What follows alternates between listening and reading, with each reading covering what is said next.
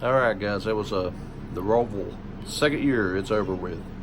It was an okay race. I'm not going to say it was bad. I'm not going to say it's good.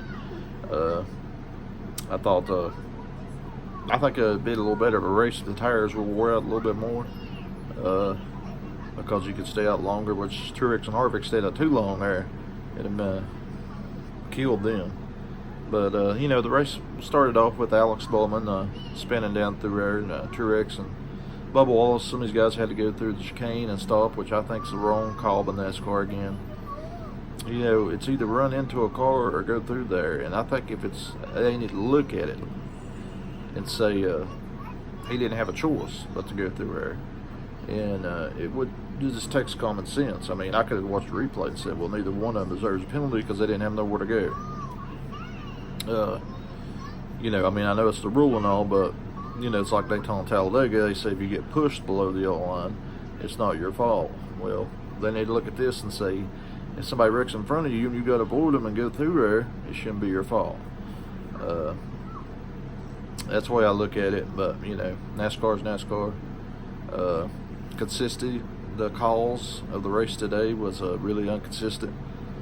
I know I was watching my buddy Rusty video, and he's right.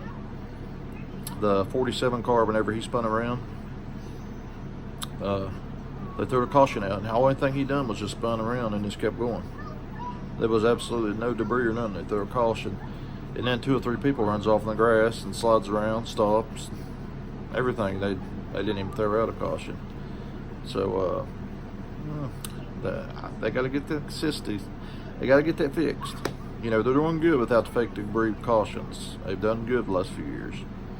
I agree with Rusty on that too. They've done good without the fake cautions, but they definitely need to work on that chicane. Chase Elliott had a dominant car all day long. He was the man to beat, and his teammate William Byron was good too. You got to give William Byron credit. William Byron proved today he's going to be good. You give him 2 or 3 more years, get him a little more experience under his belt, William Byron's going to be talented. Hillman Chase is going to be talented. Chase is already talented, but Williams getting close. And Chase running that wall head on there. I thought that was it for him, but once they pulled the car out, he just had a little tiny dent on him. I'm like, what in the world you got in the front of that car, buddy? I was like, you run right into the wall head on and nothing, but you can hit the grass and tears your whole car up. It's crazy. But he drove his butt off. Congratulations, Righteous Redneck. I know he deserved that. He wanted that. And all you Chase Elliott fans, Chase Elliott fan number 9, all you guys out there, congratulations.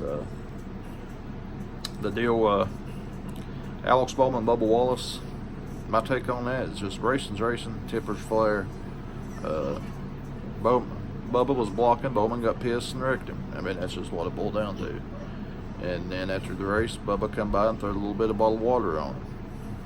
And once, a lot of people said that was bad, but it's just a little water. He just threw it on him. It wasn't like he threw a beer can at him like Rusty did Dale Earnhardt or anything like that. So it's just racing's racing. They'll get over it and move on. Bowman is moving on. Speaking of that, Ryan Newman misses it by 1 point. Even in tiebreaker, it would have went to Bowman. But Ryan done good this year with that Roush car, and I think if he comes back next year, he might do good too. Especially if he gets a good teammate in that 17 car.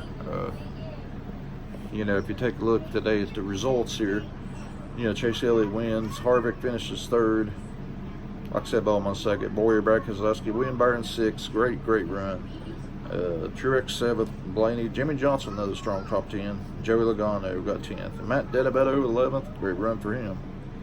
And Michael McDowell 12th. Kyle Busch finishes 37th with the issues he had. He had some trouble there.